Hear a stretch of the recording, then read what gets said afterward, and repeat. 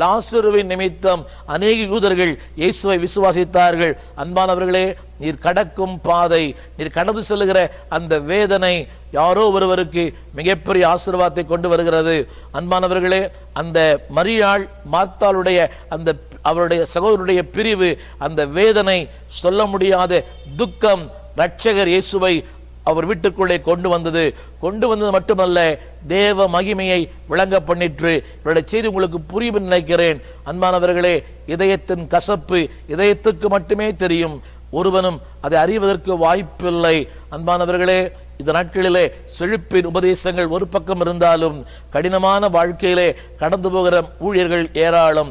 வியாதி ஒரு கடினமான நிலை, வறுமை ஒரு கடினமான நிலை, தவறான ஒரு குற்றச்சாட்டு, ஜனங்களுடைய புரிந்து கொள்ளாமை, விசுவாசிகளுடைய அந்த பாராட்டுதல் இல்லை, விசுவாசிகள் ஊழியனை புரிந்து கொள்வதில்லை. இப்படிப்பட்ட நேரங்களிலே கடினமான காரியங்களிலே கடினமான சூழலே ஈடுபட்டு கொண்டிருக்கிற என் அன்பு சகோதரனே, ஒவ்வொரு கடினத்துக்கு பிறகும் ஒரு மகிமையை கர்த்தர் வாழ்க்கையிலே காண்பிக்கிறார். இந்த மரியாளுடைய இந்த கடினமான வாழ்க்கையிலே தேவ மகிமை விளங்கிற்று. எலியாவின் கடினமான வாழ்க்கையிலே அன்பானவர்களே தேவனுடைய பராமரிப்பு விளங்கிற்று.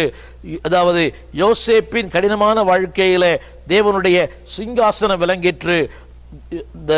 யாக்கோபினுடைய கடினமான காரியங்களிலே தேவதூதர்கள் அவரிடத்துல இறங்கி வந்தார்கள். இன்றைக்கு இந்த செய்தி கேட்டுக்கொண்டிருக்கிற என் அன்பு சகோதரனே, உன் கடினமான காரியங்கள் எனக்கு தெரியாது, நீ போகும் பாதை நான் அறியேன்.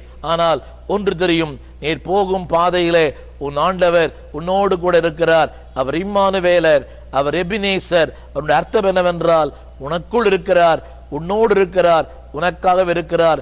உலகத்தின் பரிதாபங்கள் ஒரு பலனையும் தராது.